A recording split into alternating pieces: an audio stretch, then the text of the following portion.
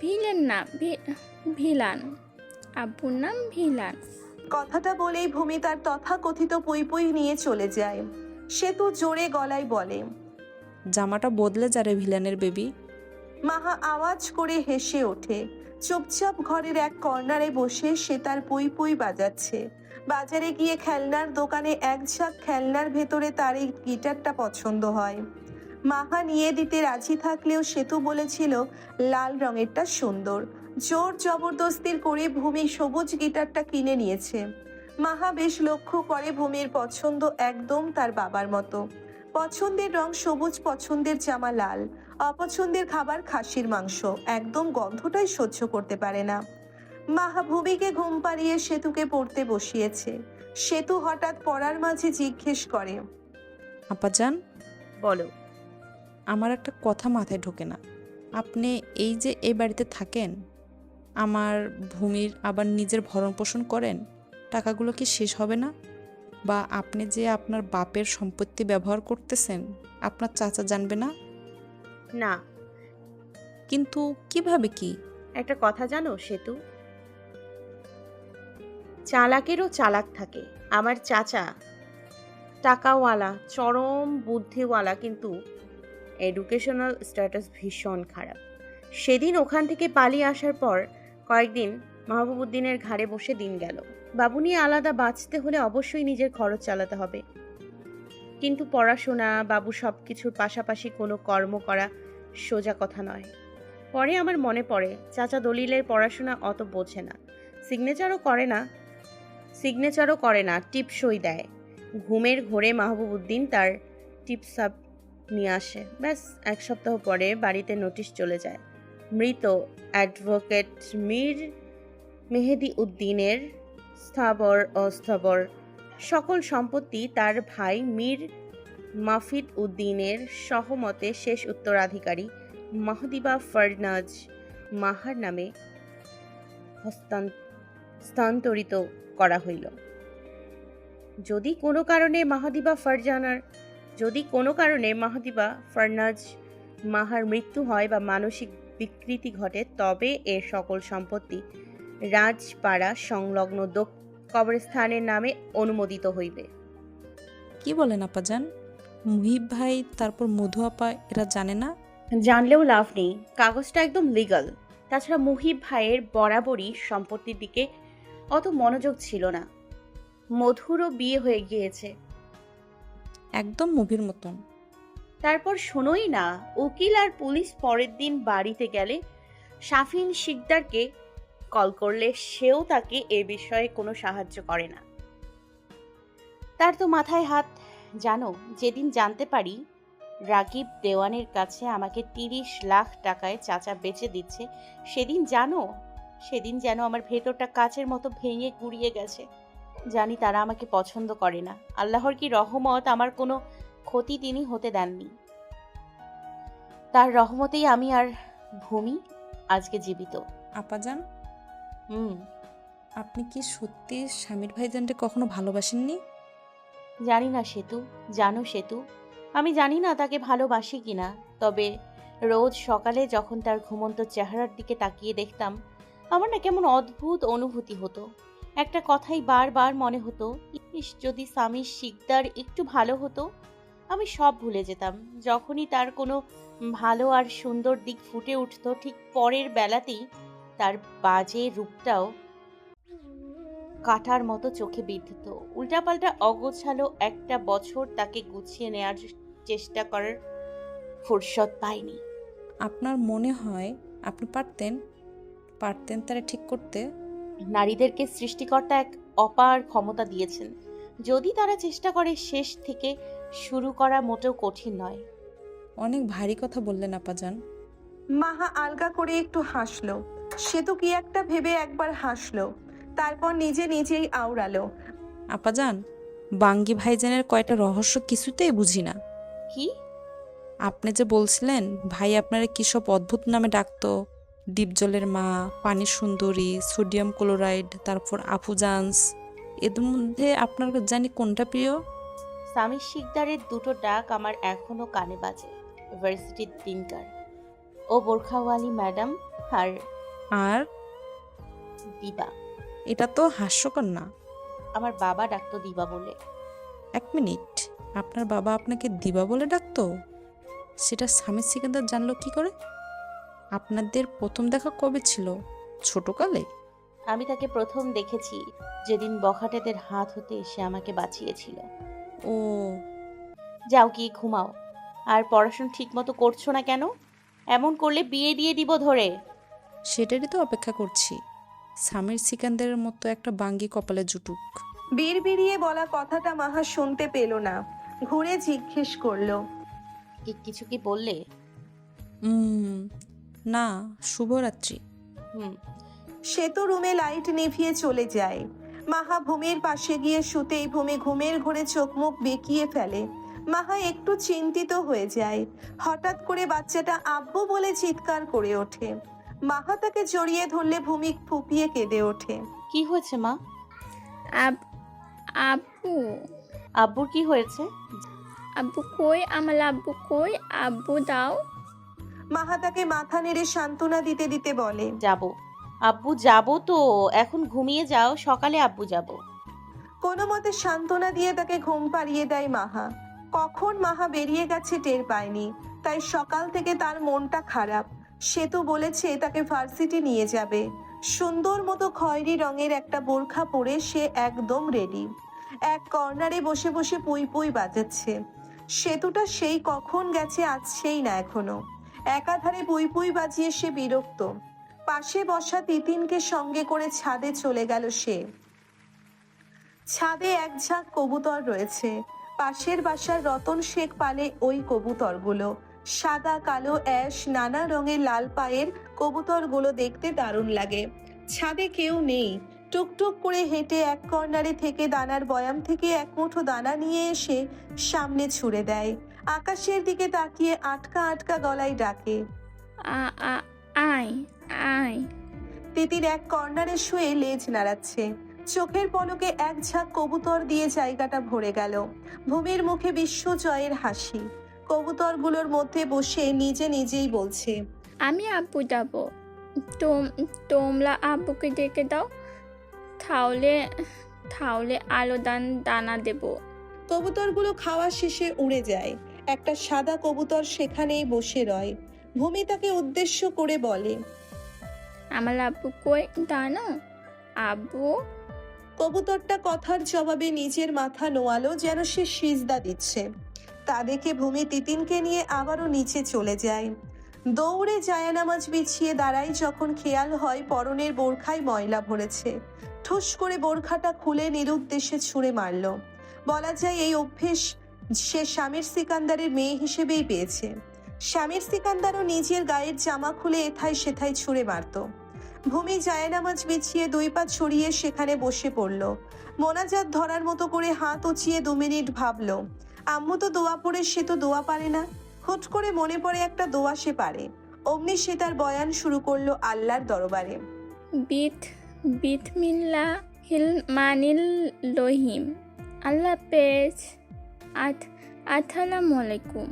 ও আল্লাহ, আমাকে আবু ভিলানকে দিয়ে দিন। আল্লাহ একটা লাল জামা দিয়ে দিন, ত্বককে দিয়ে দিন। আল্লাহ আল্লাহ হাফেজ। আল্লাহ। সেতু মুখে হাসি চেপে রাখতে পারছে না। মোনাজাত ছেড়ে ভূমি হাসাহাসি করা সেতুর পায়ে একটা চড় মেরে বলে, তেঁতুল বাচ্চা, হাসছিস কেন? তো হাসবো না? তুই আল্লাহর কাছে চকলেট চাইছিস? আব্বুল থেতি। চাইতে হবে কেন? তোমার আব্বু তো আছে ভূমি। আমার কাছে আব্বু কই? নেই। চলে আসবে, চিন্তা করো না। চলো এখন যাই। চলো। ভূমিকে অন্য একটা বোরখা পরিয়ে দুজন হাত ধরাধরি করে বাড়ি থেকে বেরিয়ে যায়।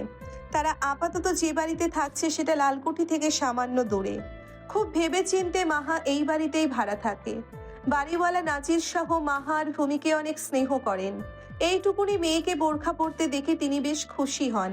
যেমন গাছ তেমন তার ফল। ভার্সিটিতে নাহিদের মৃত্যুটা এখনো সতেজ। কোটার বদলে মেধার লড়াইয়ে বরাবরই জিতে যায় কোটা সেন্টার। কোটার বদলে মেধার লড়াইয়ে বরাবরই জিতে যায় কোটা সেক্টর। দেশের বেশ বড় অংশ মুক্তিযোদ্ধা পোষ্য কাটাই চারকি ভর্তির সকল ক্ষেত্রে এগিয়ে থাকে। শক্ত জনমত প্রতিষ্ঠা না হওয়ায় এর বিরুদ্ধে তেমন আওয়াজ তোলা হয় না। স্বামীর এ বিষয়ে তেমন কোনো রায় দেয় না দেখে কিছু জনতা বেশ উত্তেজিত। তাদের কথা হচ্ছে, স্বামীর কেন তাদের হয়ে কিছু বলে না? কেন? সে ছিল পুরো ভার্সিটির সেরা বড় ভাই, সেখান থেকে ট্যালেন্টি প্রফেসর হয়েছে, তার জন্য কি সে আগের সব ভুলে যাবে? সবাই তো আর স্বামীর সিকান্দারের মতো ট্যালেন্ট পুল পাবে না। স্বামীর জানে শুনেছে তার পিঠ পিছে এ সকল কানাঘুষা করা হয়, কিন্তু এদিকে মনোযোগ দেওয়ার তার সময় নেই। আজকে ভূমি ভার্সিটিতে দৌড়াদৌড়ি করছে না, একটা বড় গাছের নিচে চুপ করে বসে আছে। সেতু তাকে রোজ এখানে বসিয়ে রেখে লাইব্রেরিতে যায়। কিছু সময় পর কাজ হলে আবার ফিরে আসে। ভূমির কিছুই ভালো লাগছে না। হঠাৎ সে লক্ষ্য করে ওই বাঙ্গি বানান শেখানো লোকটা বাইকে করে আসছে। ভূমি তিতিনকে রেখেই দৌড়তে শুরু করে। স্বামীরের দ্রুত পায়ে হাঁটার সাথে তার তাল মিলছে না। না পেরে চেঁচিয়ে ওঠে। ও লাল ছাতওয়ালা লোক। একটুও আটকায়নি, স্পষ্ট বলেছে লাল শার্টওয়ালা লোক। স্বামীরের বুকটা ধক করে ওঠে। এটা ওই একটা টোন যেটা স্বামীরের মতো কেউ নকল করতে পারে না। স্বামীর বিদ্যুৎ গতিতে পিছু ঘুরে তাকায়। লাল শার্টওয়ালা সেখানে স্বামীর বাদে কেউ ছিল না। পেছনে ফিরে তাকাতেই দেখতে পায় সেই বোরখাওয়ালি বেবি তার দিকে ছুটে আসছে। বাতাসের বেগে তার লাল হিজাব উড়ছে পেছনে। স্বামীর এক পা দুপা করে এগিয়ে যাচ্ছে সামনে। হঠাৎ হোঁচট খেয়ে ভূমি উল্টে পড়ে যায়। স্বামীর দৌড়ে তাকে তুলে জড়িয়ে ধরে। ভূমিও তাকে জড়িয়ে ধরে আব্বু আব্বু বলে কেঁদে ওঠে। এই মেয়েটা বাপের মতো তেরা, উল্টে বাঙালি। অন্যরা আম্মু বলে কাঁদে আর এ আব্বু বলে। ভূমির হাতটা একটু ছিলে গেছে। স্বামীর হন্তদন্ত হয়ে জিজ্ঞেস করে, ইস, দৌড়ানোর কি দরকার ছিল? ব্যথা পেয়েছো বাবা? উম, হুম। স্বামীর ভূমিকে কোলে করে তুলে নিয়ে গিয়ে তার হাতে যত্ন করে মেডিসিন লাগিয়ে দেয়। জড়িয়ে ধরে পিঠে চাপড় দিয়ে কান্না থামায়। অফিসে বসে থাকা অন্য প্রফেসররা হাঁ করে তাকিয়ে দেখে স্বামীর সিকান্দার, একজন নিষ্ঠুরতম ব্যক্তি, কত সুন্দর একটা বাচ্চাকে আদর করছে। স্বামীর ভূমিকে কোলে করে বাইরে চলে যায়। ভূমি তার গলার লকেটটা নাড়াচাড়া করছে। স্বামীরের গালে চুপ করে একটা চুমু বসিয়ে দেয় সামহা।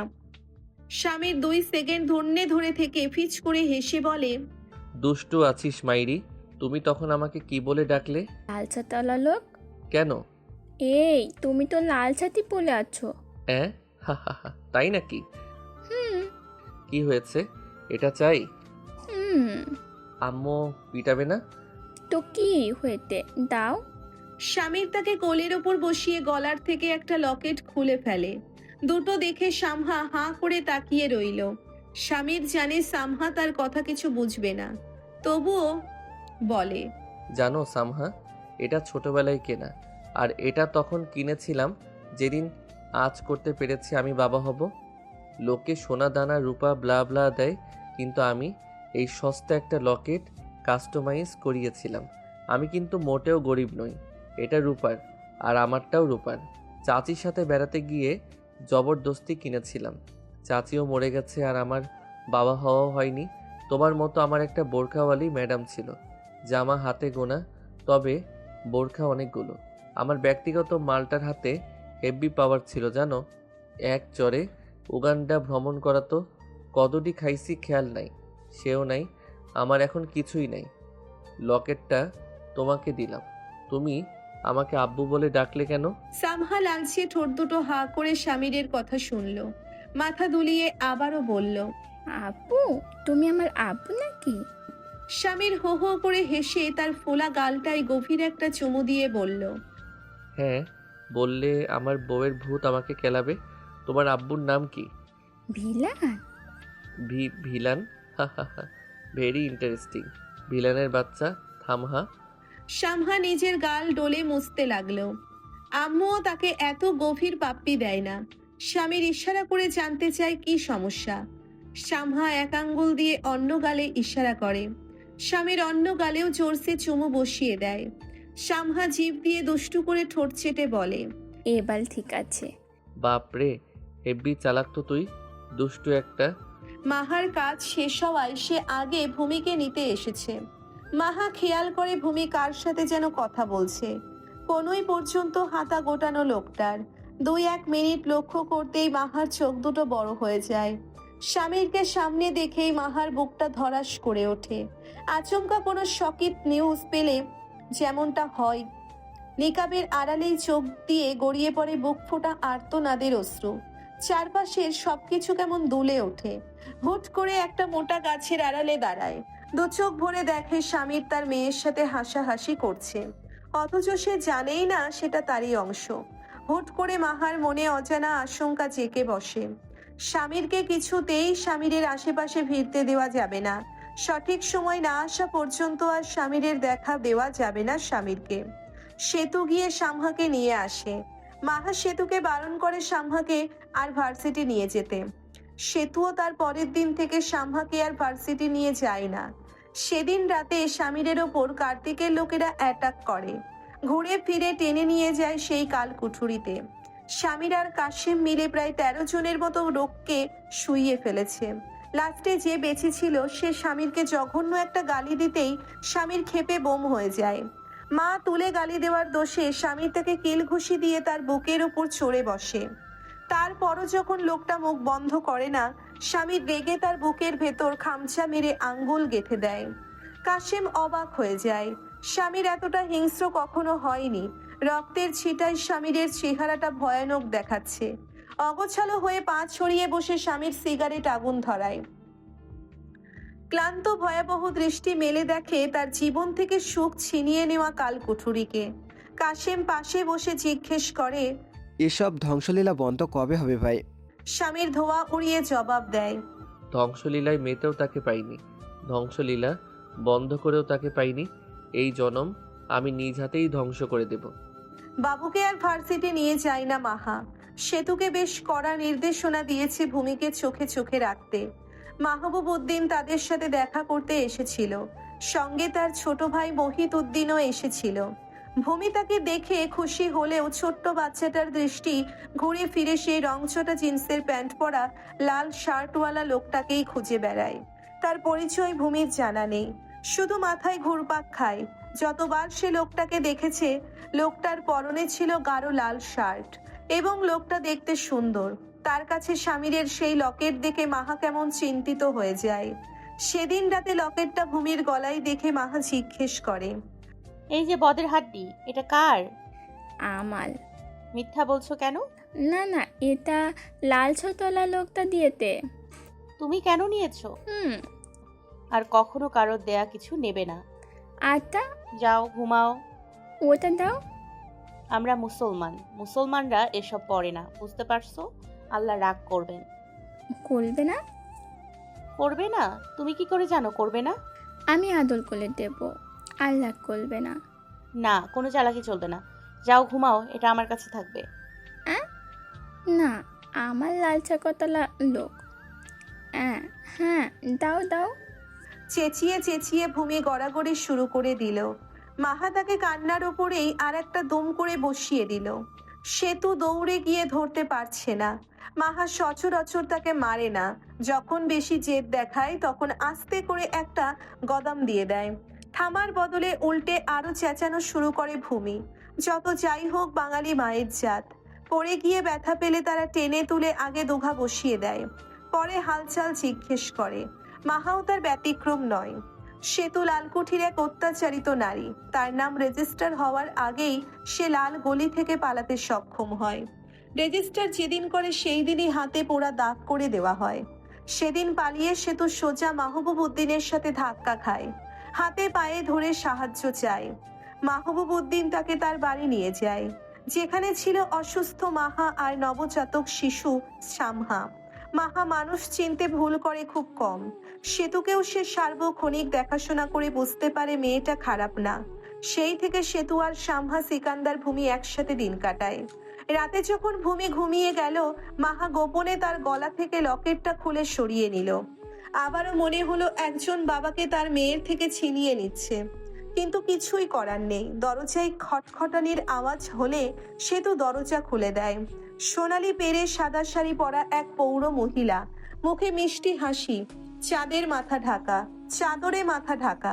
চোখের পাশ দিয়ে রিঙ্কেলস পড়া শুরু করেছে। সেতুকে দেখে তিনি জিজ্ঞাসা করলেন, কে তুই?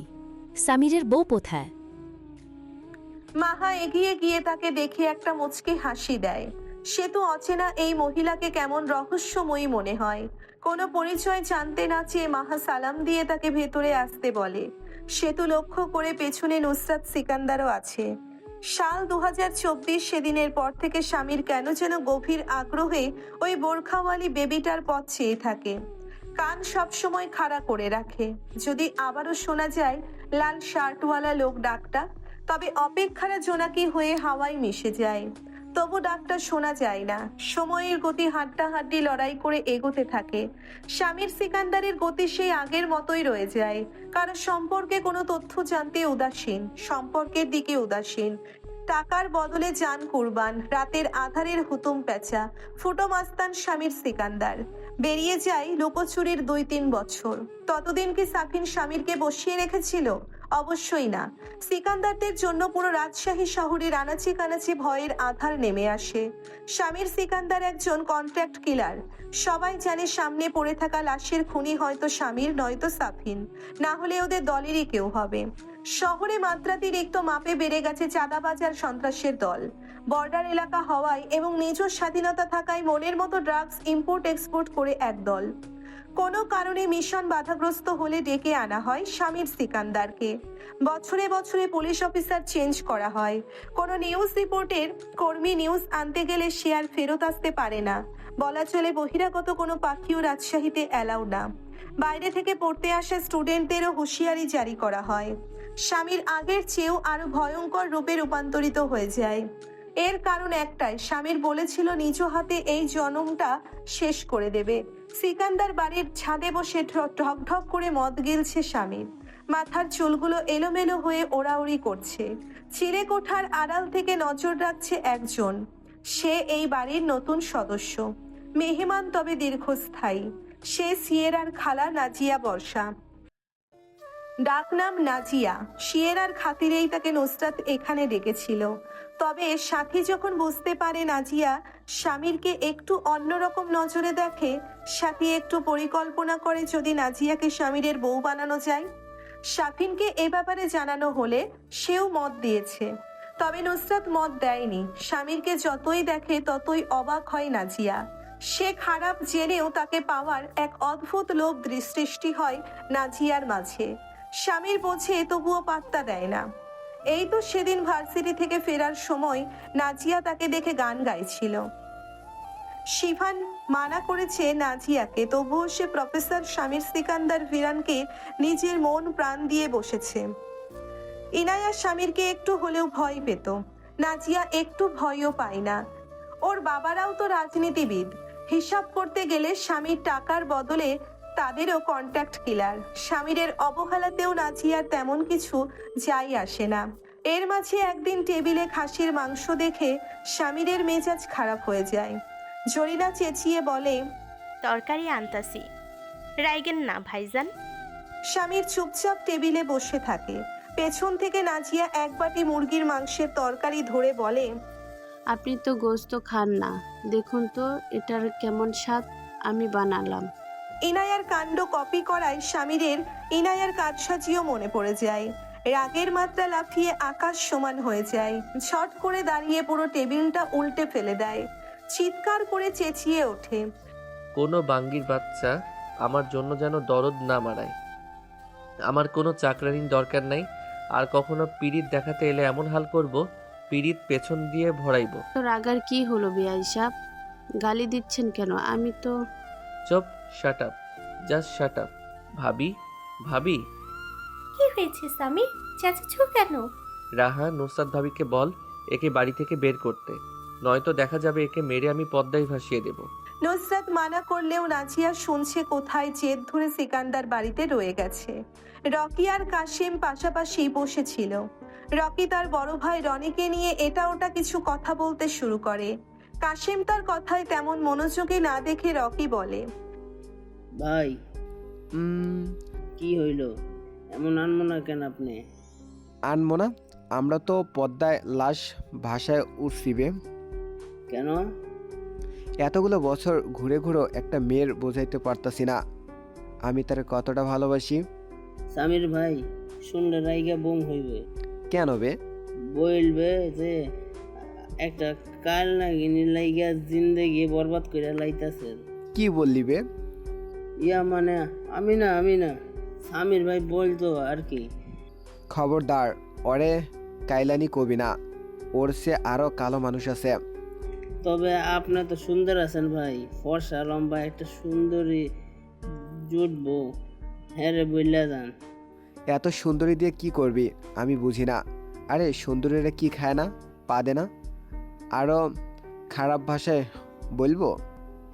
থাক ভাই, এসব সামির ভাইয়ের মুখের মানায় না। আপনি আমাকে আলা বলা কাইসা ভাই, আপনি রাইগেন না ভাই। কাশিম ঘাড় ঘুরিয়ে অন্যদিকে তাকিয়ে রইল। মেধার রাজশাহী বিশ্ববিদ্যালয়ে চান্স হয়নি, বরেন্দ্রতে হয়েছে। বরেন্দ্র বিশ্ববিদ্যালয়ের ইংরেজিতে ভর্তি হয়েছে। কাশিমকে দেখলে সে উল্টে আরো দৌড়ে পালিয়ে যায়। রকি কাশিমের কাছে জানতে চায়, আচ্ছা ভাই, আপনি কি দেখে হয় বেডের এত ভালোবাসেন বুল্লা জানগা? কাশিম এবার স্বামীরের মতো সুর করে বলে, পাগল আব্দুল করিম গায়, ভুলিতে পারি না আমার মনে যারে চায়, এগো একুল নেশায় পীড়িতের দিশায় পাগল করেছে, দেওয়ানা বানাইছে, কি জাদু করিয়া বন্ধে মায়া লাগাইছে। কাশিম সেখান থেকে উঠে বলে, চল সামির ভাইরে ডাকতে যাম, হেয়ার আইজ পরীক্ষার ডিউটি আছে। সিকান্দার বাড়ি উত্তরে, আপনি দক্ষিণে কই যান ভাই? আর গাড়ি রনিবেন না? না ভাই বাড়িত নাই। তাহলে কোথায় আছে? তৈমুরের প্রশ্নে ঘুরে তাকায় দুজনেই। সে উৎসুক কণ্ঠে জিজ্ঞেস করে, কোথায় আছে? আমার স্বামী শিকদারের সাথে কথা আছে। আজকে টাইম নাই, কাল বইলো। আমি জানতে চাই সে কোথায়। ভুলে যেও না আমি তোমাদের সিনিয়র। ঠিক আছে চলেন, পরে আবার টাল্লি খাইয়েন না। কাশিমের পিছু পিছু তৈমুর আর রকি হাঁটতে হাঁটতে পৌঁছে যায় দক্ষিণ পাড়ার গোড়াস্থান সংলগ্ন বড় মসজিদে। তৈমুর আসলেই টাল্লি খাওয়া পর্যায়ে চলে যায়। হাঁকড়ে তাকিয়ে থাকে। সামনে স্বামীর সিকান্দার মোনাজত ধরে আছে, মাথায় সাদা টুপি, চোখ বন্ধ, যেন সমুদ্র সমান গভীর মনোযোগ দিয়ে কিছু চাইছে মনে মনে। রীতিমতো তার মাথা ঘুরতে লাগলো। সে ভেবেছিল তাকে হয়তো বার বা ক্লাসে পাওয়া যাবে, তাই বিনা দরকারে ইচ্ছে করে পিছে পিছে এসেছে। বিনা নোটিসে স্থান ত্যাগ করলো তৈমুর। স্বামীর চোখ বন্ধ করে মনে মনে বলছে, আমি হয়তো ঠিক করে ইবাদত করতে জানি না, আমি তোমার কাছে কিছুই চাই না, শুধু আমার শান্তি চাই। কারণ তুমি তো আর আমার মৃত দিবাকে ফেরত দিতে পারবে না। যদি পারো তবে ফেরত দাও, আর যদি না পারো তবে আমায় তুলে নাও। আমি আর অপেক্ষা করতে পারছি না। তুমি বড় নিষ্ঠুর হে মাওলা, মরণ পর্যন্ত অপেক্ষা করলে না, জীবদ্দশায় শাস্তি বর্ষণ করলে। স্বামীরকে ওভাবে দেখে রকির চোখ দিয়ে পানি গড়িয়ে পড়ে। চোখের পানি আড়াল করতেই সেখান থেকে চোখ চুড়িয়ে পালিয়ে যায় রকি।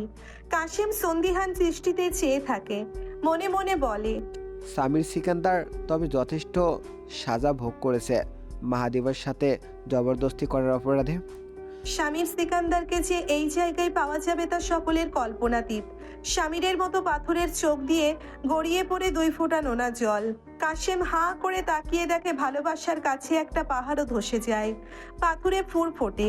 কাশেম কখনো কল্পনাও করতে পারেনি স্বামীর সিকান্দার কাউকে এতটা ভালোবাসতে পারে, যার জন্য সে অন্তর থেকে চোখের পানি ফেলবে। স্বামীর পাশের মাঠের এক কর্নারে গিয়ে বসে। আশেপাশে অজস্র কবুতর। স্বামীরের অনুভব হয় মাহা তার পাশে বসে কবুতরগুলোর দিকে দানা ছড়িয়ে দিচ্ছে। স্বামীর আকাশের দিকে তাকিয়ে গেয়ে ওঠে, तेरी नजरों के सदके ये जान भर दूंगा, तू जो कह दे तो अपना जहान भर दूंगा। मैंने मौला से तेरी मेरी दुनिया है मांगी, वो जो लिख दे तो उसको है हक मैं लूंगा। আমার কাছে ভালোবাসার সংজ্ঞা হচ্ছে ধ্বংসের সমান্তরাল। স্বামীর সিকান্দার নিজেকে পরিবর্তন করতে চেয়েছিল, কিন্তু যে তার পরিবর্তনের উছিলা হতে চেয়েছিল সে তার কাছে নেই। ছাদে চুপচাপ বসে আছে স্বামীর। যেদিন কাজ থাকে না সেদিন ভার্সিটির ক্যাম্পাস থেকে ফিরে এসে বাড়িতেই থাকে। কাশেম, রকি ওরা এটা ওটা আজগুবি বাহানা দিয়ে চলে আসে। খানিক সময় এটা সেটা বলে বেরিয়ে যায়। নাজিয়া শিয়েরাকে কোলে করে ছাদে আসে। শিয়েরা হাতছাড়ি মেরে ছুটে কাকার পাশে বসে পড়ে। এই যে ভালোবাসার মানুষগুলো, প্রতিদিন রোমান্টিক সব সুন্দর সুন্দর গল্প এবং পরবর্তী পার্টগুলো পেতে এখনই আমাদের স্বপ্নের গল্প চ্যানেলটিকে সাবস্ক্রাইব করে দিন। আর সাথে আমাদের গল্পগুলোতে বেশি বেশি লাইক, কমেন্ট, শেয়ার করে দিন। ধন্যবাদ সকলকে আমাদের স্বপ্নের গল্প চ্যানেলের সাথে থেকে আমাদের গল্পগুলো শোনা ও উপভোগ করার জন্য।